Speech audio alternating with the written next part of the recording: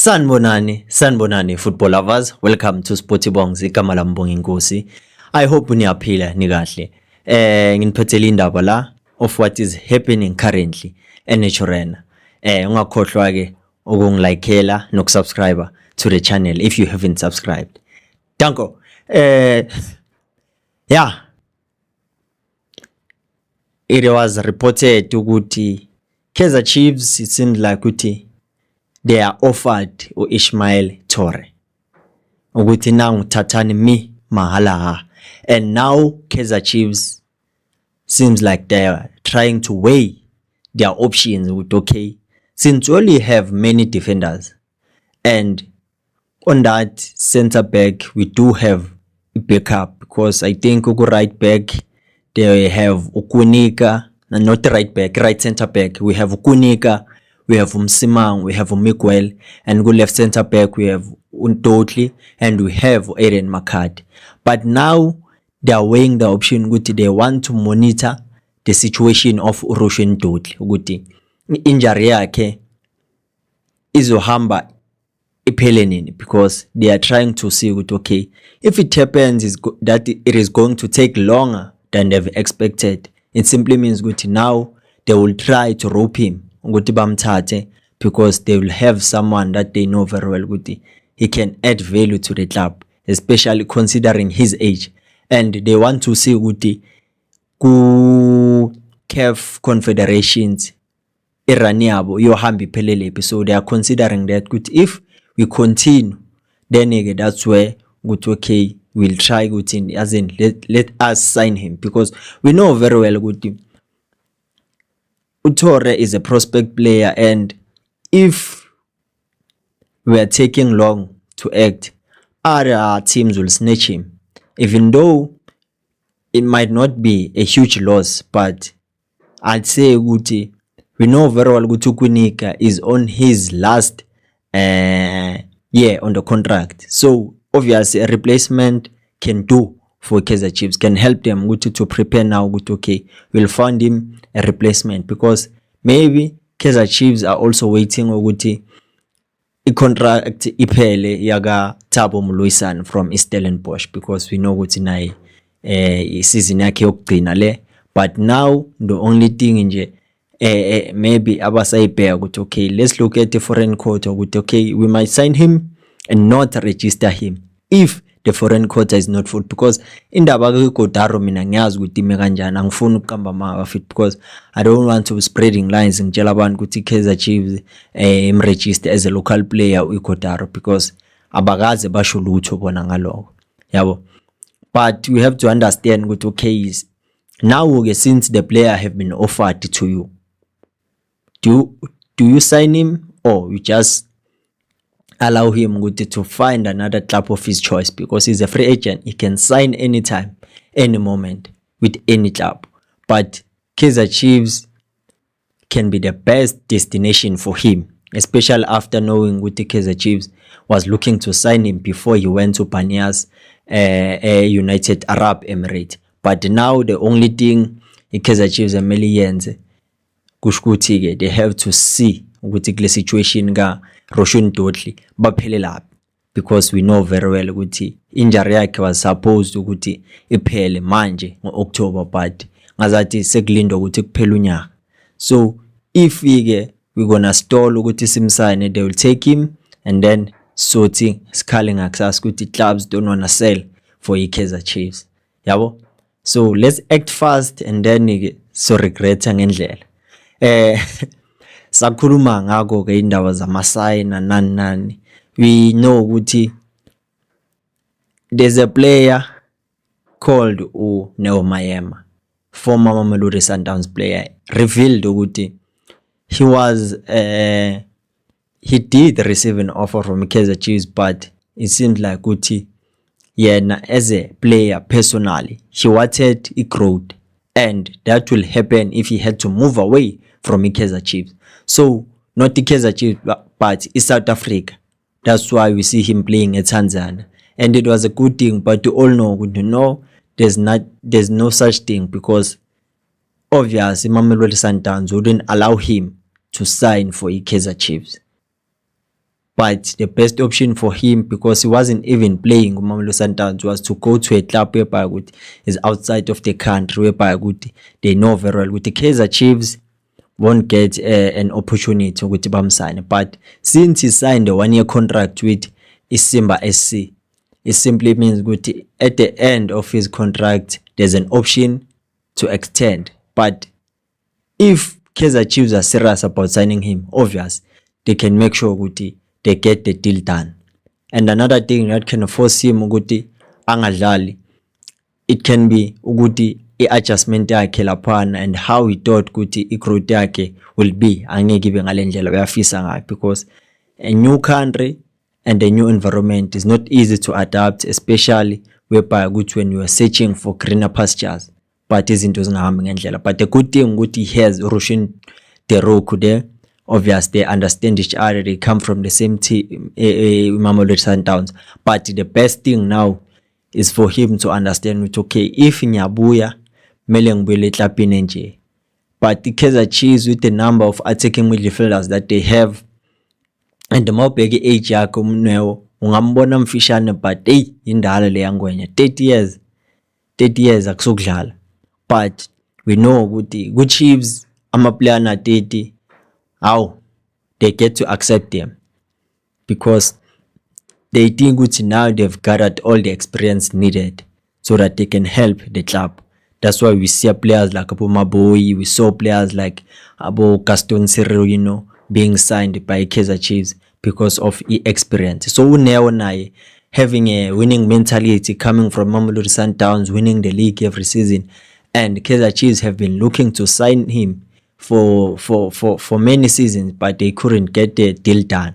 But now, if nabo they can negotiate izinto zingahamba ngendlela le abayifunayo and get uNeo Maema, nakhona if naye he's willing, not unless there will be another club that is going to offer him an appealing contract. Yabo. So which leads me to my other topic of the day. It's Utebo Khotlolwane. It's another player that plays the similar position as UNeo Maema. He can play as an attacking midfielder. He can play as a he can play as a left back and also as a left winger. So he did say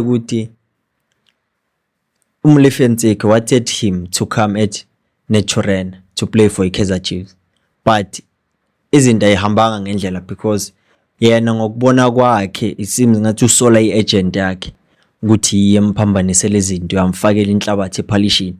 But ezinye zezinto we must understand ukuthi as a footballer, if you have an agent, your agent, not all of the time your agent will look at your best interest at heart, but they have to look at their own also, because udla ngawo lo muntu, because now uyenza imali ngawo, that certain percentage ayitholayo because of the deals that you get to sign because of him, mele athole something. That's why you see with most of the time Kaizer Chiefs lose out or miss out to players from other competitors, because the agent and you as a player, when as a player you can see the deal appealing, but the agent won't see that, because we ask if I compare the two between the Kaizer Chiefs and another club, Kaizer Chiefs kule mali mina ngizoyithola angeke ngibenefite kangako compared to, let me make an example, iMamelodi Sundowns. Say umuntu uhlolana new ukuthi okay, Kaizer Chiefs if beyimfuna or bekafuna umlefinteki, i-agent ihlale phansi yapha ukuthi no man, eyami commission angeke ibe ithi xaxa, because he knows very well ukuthi okay, in terms of salary ama packages wena ungadla nice as a player, but mina as an agent it becomes difficult. And another thing with ama agents, they only loyal to you because of relevant kangakanani. If your career didn't get a chance to blossom, it becomes difficult for you ukuthi ube nama agent that are going to look at your best interest at heart. That's why you see ukuthi an agent like George Mendes is representing Cristiano Ronaldo, Rafael Leao, Ruben Diaz, Bernardo Silva, Edison Moraes, Angel Di Maria, James Rodriguez, Lamine Yamal, including players like I forgot the others. Those players are still relevant even now.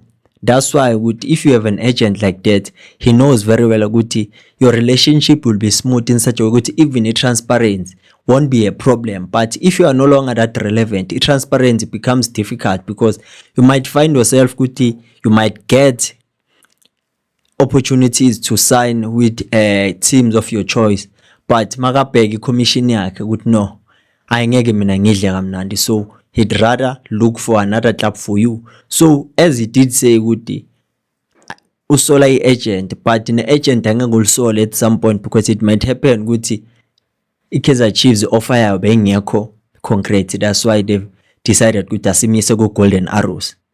But manje he feels like he was deprived an opportunity to play for the Glamour Boys, of which singasho nje ukuthi hayi ngaleya season la khona bekuthiwa nje uNtseki uphethe, I don't think ukuthi was going to do well for i-Kaizer Chiefs because bezikhala vele lapho and beziku-loudspeaker.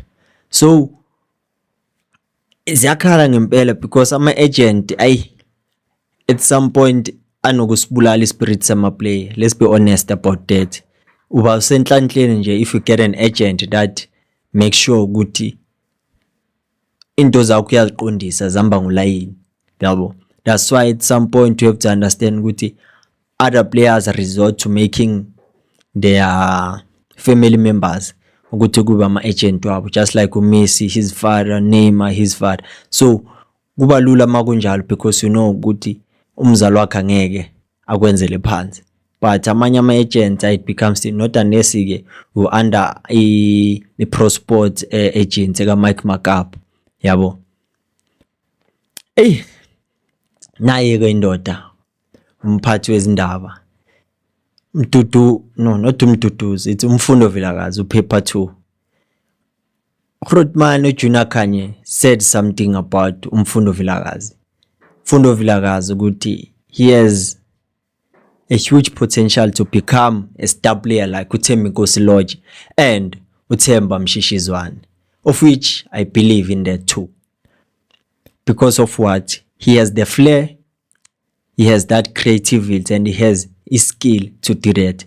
And add the potential yakhe, and then you'll see ukuthi in 5 years to come uzoba hambaphi, yabo. But the only thing that he did say lapana that was important than everything lapana kubaliwe ukuthi it's all about the coaches.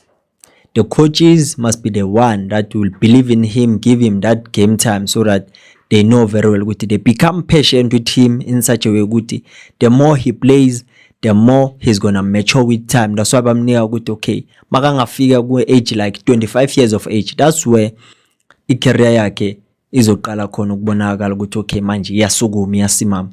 But the question here is, ngicela ukuphendulwa yini ke la ukuthi what can the coaches do to make sure ukuthi Umfundo Vilakazi will become that star player that he must become njengoba lishe Grootman. Cela ningiphendule ke nina ukuthi ukuphi kumele kwenziwe because we all witnessed the career ka-Lorch, we all witnessed a career yakaThemba Mshishizwane. So one thing that can make a player's career blossom is dedication. And then you add consistency and you add kuba grounded. But there's one thing that I've heard, especially from one lady from TikTok. Her name is Ria. She said ukuthi Umfundo Vilakazi is a brand in the making. While he is a brand in the making, it simply means ukuthi everything that he does iba ku spotlight. That's why you see him ukuthi every time ama-fans akhala bafuna Umfundo Vilakazi because he's got that flair of Jabu Pule, that flair of Lorch, as you can see. But there's one thing emele siyifake emqondweni ukuthi players enye into ebuye ibabulala umqondo ukuthi mase ba right empilweni sebadumile but baba big headed whereby ukuthi abasifuna ukutshelwa most of the time baba kuphi ku spotlight for wrong reasons, of which we've witnessed ama careers wamanye ama soccer players. But a player like Mfundo Vilakazi is one player engambeka ku category 1 no Relevukile Mufokeng, because he is being endorsed by Adidas. But Mfundo unephumo, of which it is a common factor kule situation ngalocho noThembazwane, even though uLoch now seka switchile seka ku Nike, but iphuma yiyo beyiba sponsor. But Mfundo Vilakazi is one player engasho ukuthi ufanelwa ama brands afana nabo Lacoste, abo Chistero, because yambonga ukuthi umjida wasekasi and he's proud of that. That alone simply tells ukuthi he can be an inspiration to many players, youngsters abaphuma ekasi, because of what? He's true to himself. He's a brand in the making. That's why the lady said ukuthi he must make sure ukuthi he is more invested in creativity than skill, because creativity evolves, and which means with ne career yake can evolve. But in day one ebulala ama players is that kuti these things of contracts, they are not being taught ngazo, and they don't dive deep into them in such a way kuti they will understand kuti they've got so much power in them. That's why many players, whenever they sign for a club, they make sure ukuthi they don't give away their image rights, because now ama image rights awudli kakhulu ebholeni. You see players like Abo Haaland, Abo Kylian Mbappe, they have image rights. It's the same situation eke yafana neka Andile Jali, what no mina ngeke ama image rights amangifuni ngawo, as Kaizer Chiefs was looking to sign him.